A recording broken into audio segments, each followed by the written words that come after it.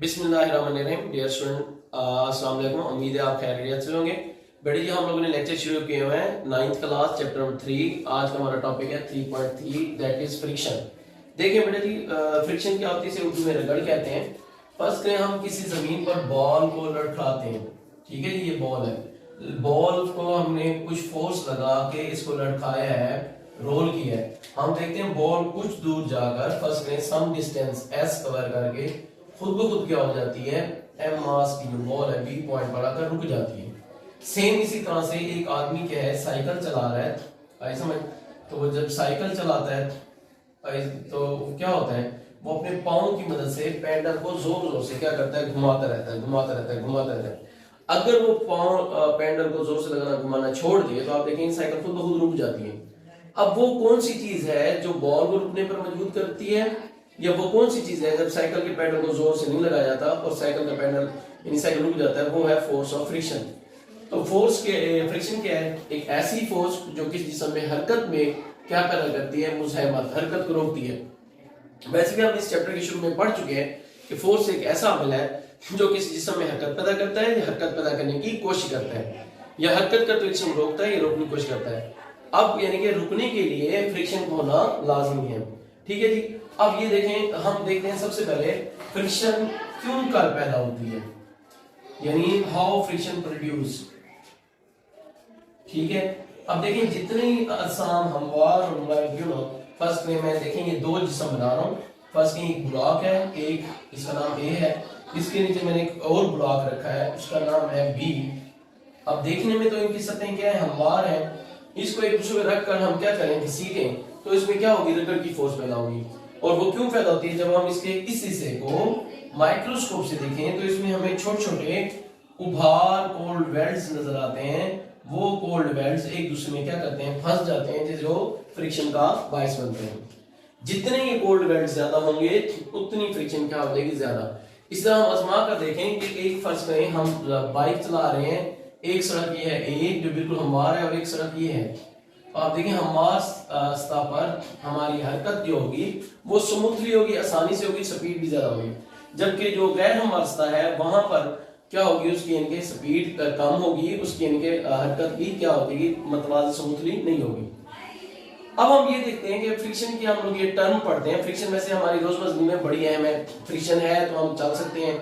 अगर हम फर्ज करें हमारे पाँव गीले हों या हमारे जूते का तलवा क्या घिसा हो और हम यानी कि सड़क गीली हो, उस पर भागनी शुरू करें तो हम स्लिप हो जाते हैं। इसी तरह से यानी कि गाड़ियां हैं, जब गाड़ी हम चला रहे हैं, अगर अल्लाह ना करे गाड़ी के टायर क्या है, घिसे हुए हों, तो हम लोग यानी कि अगर गाड़ी स्पीड जाए और गीली सड़क पर जाए तो गाड़ी के स्लिप होने का, एक्सीडेंट का खतरा होता है। फ्रिक्शन हमारे लिए बहुत फायदेमंद है। फ्रिक्शन वजह से हम चल सकते हैं, फ्रिक्शन वजह से हम कॉपी पर लिख सकते हैं, फ्रिक्शन वजह से हम पहाड़ों पर चढ़ते हैं, फ्रिक्शन की वजह से हम क्या करते हैं, भागते हैं, फ्रिक्शन की वजह से ब्रेकें लगती हैं। तो फ्रिक्शन के बहुत से फायदे हैं। ठीक है, आइए समझ। तो अब हम ये फ्रिक्शन में हम तीन टर्म्स को डिफाइन कर रहे हैं। सबसे पहले स्टैटिक फ्रिक्शन क्या होता है, इसको हम किससे ज़ाहिर करते हैं, एफएस से। फिर लिमिटिंग फ्रिक्शन क्या होती है, इसको हम डिस्कस करेंगे। लिमिटिंग फ्रिक्शन इसे ज़ाहिर करते हैं एफएस मैक्सिमम से। फिर हमने ये वाज़ेह करना है काइनेटिक फ्रिक्शन क्या होती है, जिसको हम किससे ज़ाहिर करते हैं, एफ के से। एफ से मुराद फोर्स, के से मुराद काइनेटिक। अब इन तीनों टर्म्स को हम एक तजर्बे से, एक्टिविटी से वाज़ेह करते हैं। फर्स्ट करेंगे, हमारे पास एक टेबल है, मेज है, इसके सिरे पर हमने क्या है, पुल्ली लगाई हुई है, which is easy to rotate, frictionless है। हम यहाँ पर एक क्या करते हैं, आई समझ, एक कोई ब्लॉक है उसको रखते हैं, एम मास का ब्लॉक, और उसको क्या करते हैं, स्ट्रिंग से क्या करते हैं, बांध देते हैं, जो कि पास हो रही है और एक फ्रिक्शनलेस पुली से। यहाँ पर हमने क्या किया, एक पल्लर लगा दिया। हम क्या करते हैं, छोटे छोटे बाट रखते हैं। फर्स्ट गेम पहले हम ये बाट रखा, फर्स्ट गेम 50 ग्राम का, 20 ग्राम ऐसे। तो हमने क्या देखा कि इस डोरी में एफ बराबर टी टेंशन की फोर्स अमल कर रही है पुली की तरफ, यानी डोरी में तनाव आ गया। अगर ये एक्शन है तो न्यूटन थर्ड लॉ मतलब रिएक्शन फोर्स भी पैदा होगी, जो कि कोशिश करेगी ब्लॉक हरकत ना करे, और ब्लॉक हरकत हम देखेंगे नहीं करेगा। हम आराम से एक और 50 ग्राम का मास रखेंगे, टेंशन की फोर्स भी बढ़ जाएगी, रिएक्शन बढ़ जाएगी, जिससे हरकत नहीं करेगा। जैसे हम तीसरा बार रखते हैं, आप देखते हैं कि ये ब्लॉक आहिस्ता आहिस्ता, फर्स्ट के पहले यहाँ पर था, फिर इधर आया, फिर इधर आया, फिर हरकत करना शुरू करता है। और कैसे करता है, यूनिफॉर्म रास्ते। उस दौरान देखते हैं फ्रिक्शन है, उसे क्या कहते हैं। अब तवज्जो से सुने, जब तक हम फोर्स लगा रहे थे जिस्म में हरकत पैदा नहीं हो रही थी, यानी फ्रिक्शन बिफोर मोशन, उसको कहते हैं स्टैटिक फ्रिक्शन। हरकत से पहले फ्रिक्शन को क्या कहते हैं? Static friction. इसको मुख्तलिफ किससे ज़ाहिर किया जाता है? एफ से। और स्टैटिक फ्रिक्शन की ज्यादा कीमत कि वो लास्ट वैल्यू जिसके बाद जिस्म ने हरकत करना शुरू कर दी उसे कहते हैं लिमिटिंग फ्रिक्शन, इसे एफएस मैक्सिमम जाहिर करते हैं। और काइनेटिक फ्रिक्शन क्या होता है? जो हरकत के दौरान फ्रिक्शन होती है उसे काइनेटिक फ्रिक्शन जाहिर करते हैं। अब हमें ये फार्मूला खर्च करना है कि एफएस क्या होता है, स्टैटिक फ्रिक्शन फार्मूला। ये मैंने अलामत डाली, यू डाल के बाएं टांग को बड़ा कर दिया, इसे कहते हैं म्यू, और इसको बोलते हैं, ये म्यू की अलामत है, और इसको बोलते हैं कोएफिशिएंट ऑफ फ्रिक्शन। ठीक है, आई समझ। हम ये फार्मूला निकालना चाहते हैं। अब देखें, दो हमने देखा ब्लॉक पर उफकी में दो फोर्स लग रही हैं, एक F बराबर T टेंशन फोर्स, एक वो राइट साइड पर है, और एक डायरेक्शन फोर्स जो कि लेफ्ट साइड पर है। इनके अलावा मैं ग्रीन कलर से दिखा, दो और फोर्स हम कर रही हैं जो वर्टिकली है। एक उसका वेट W = mg नीचे की तरफ, एक नॉर्मल रिएक्शन फोर्स Fn। ये वेट और नॉर्मल रिएक्शन दोनों मिकदार में बराबर हैं, लेकिन सिंक में क्या है? मुखालिफ है। और तजर्बे से देखा गया है कि स्टैटिक फ्रिक्शन नॉर्मल रिएक्शन की फोर्स बढ़ाने से क्या होती है? बढ़ती है। यानी Fs जो है वो डायरेक्टली प्रोपोर्शनल है Fn के। और यहां पर मैंने कहा कि Fn W के क्या है? बराबर है, तो क्या हो जाएगा? Fs proportional to weight, weight का फार्मूला क्या आ गया? mg। अब बेटे आपने पढ़ा है, ये जो मैंने अलामत डाली है इसे बोलते हैं इस तरह, इसको बोलते हैं प्रोपोर्शनलिटी कांस्टेंट। और प्रोपोर्शनलिटी कांस्टेंट क्या होता है? एक ऐसा अदद इसके जरिए दो मिकदारों के दरमियान तनासब का मसला ज़ाहिर किया जाए। A digit which shows the relationship between two physical quantities by equation. अब इसको हटा के Fs, इसको हटा के अगर हम बराबर की अलामत डालते हैं इस इक्वेशन को, हमें कोई ना कोई कांस्टेंट लगाना पड़ता है, तो हम यहां पर लिखेंगे कांस्टेंट, फिर क्या हो जाएगा? mg। फर्स्ट करें Fs कांस्टेंट हम क्या लगा रहे हैं? दोबारा आ गया म्यू, तो ये आ गया म्यू mg। और हम पहले बता चुके हैं म्यू के है, आई समझ किसे कहते हैं? Coefficient of friction.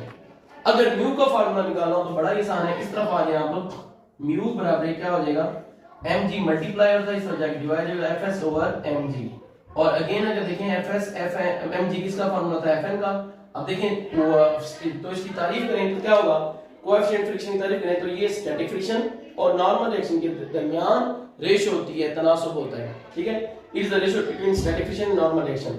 अब इसका यूनिट क्या है? स्टैटिक फ्रिक्शन का यूनिट, जैसे ऊपर भी फोर्स है उसका यूनिट न्यूटन, नीचे भी नॉर्मल रिएक्शन फोर्स है उसका यूनिट न्यूटन। न्यूटन से कट गया, इसका कोई यूनिट नहीं है, कोई यूनिट नहीं है। तो अगर आपसे कोई सवाल पूछे स्टैटिक फ्रिक्शन का को क्या यूनिट है, तो आप इसको कोई यूनिट नहीं होता, क्योंकि ये दो एक जैसी मिकदारों की निस्बत है। याद रखें बेटा जी, फिजिक्स में हर उस चीज का कोई यूनिट नहीं होता जो दो एक जैसी मिकदारों के दरमियान रेशो हो। ठीक है, और इसकी वैल्यू मुख्तलिफ मटेरियल के लिए, मुख्तलिफ सतहों के लिए मुख्तलिफ होती है। इसके अनुसार है किसी भी जिस्म की नोयत पर। मैंने जैसे कहा, जितना कोई जिस्म हमवार होगा कोएफिशिएंट फ्रिक्शन की कीमत क्या होगी? कम। जितना वो जिस्म खुरदरा होगा कोएफिशिएंट फ्रिक्शन की कीमत क्या होगी? ज्यादा। आज हमने क्या पढ़ा? रिव्यू का रगड़ की तारीफ पढ़ी, फिर हमने कहा रगड़ कैसे पैदा होती है दुनिया में और कायनात में। रगड़ है जिस वजह से सारा सिस्टम है, क्योंकि फोर्स वो चीज है, ये रगड़ वो फोर्स है जो जिस्म को रोकती है। चीजों को रोकने के लिए फ्रिक्शन जरूरत है। फ्रिक्शन कैसे पैदा होती है? दो आसान दरमियान कोल्ड वेंट्स होते हैं। जैसे हम हाथ को, जैसे अगर हमारा बीपी लो हो जाए, हाथ ठंडे हो जाए, तो हम हाथ को कैसे मसलते हैं, तो हमारे ये जो क्या होते हैं, जिल्द एक दूसरे रगड़ खाती है, जिस वजह से खून की सर्कुलेशन ज्यादा होती है और हमारा जिस्म क्या हो जाता है? गर्म हो जाता है। ठीक है, तो फ्रिक्शन की वजह से। इस तरह फ्रिक्शन के फिर हमने टर्म्स पढ़ी है तीन। स्टैटिक फ्रिक्शन क्या होती है? जो हरकत से पहले फ्रिक्शन होती है। स्टैटिक फ्रिक्शन ज्यादा कीमत को लिमिटिंग फ्रिक्शन कहते हैं, इसे Fs मैक्सिमम कहते हैं। और हरकत के दौरान जो फ्रिक्शन होती है उसे कहते हैं काइनेटिक फ्रिक्शन। उम्मीद है अब बेटा जी इस टॉपिक में से मैंने कोशिश की आपको अच्छे तरीके से समझाने की। बोर्ड में एनुअल एग्जाम में इससे रिलेटेड कोई भी टॉपिक आए, शॉर्ट क्वेश्चन आए, एमसीक्यूज आए, कंसेप्चुअल क्वेश्चन है, तो आप इजीली इस वीडियो देखने के बाद मैं उम्मीद करता हूँ आपको समझ आ गई होगी। अगर आपको मेरी वीडियो अच्छी लगी है तो आप प्लीज इसको लाइक करें, कमेंट करें, शेयर करना मत भूलें। और कोई मेरे चैनल पर न्यू है तो प्लीज मेरे चैनल को आप सब्सक्राइब करें, बेल आइकन का बटन भी दबाएं ताकि आप मेरी जो भी लेटेस्ट वीडियो आपको नोटिफाई हो। ओके, अल्लाह हाफिज़। अगर तुम लोग नए हो तो सब्सक्राइब करो, वो जो लाल वाला बटन है उस पर कुछ भी फेंक के मारो, ये माइक फेंक के मारो, ये कैमरा फेंक के मारो, मैंने उल्टा बोल दिया लेकिन मुझे फर्क नहीं पड़ता है, बस सब्सक्राइब करो, मुझे नहीं पता।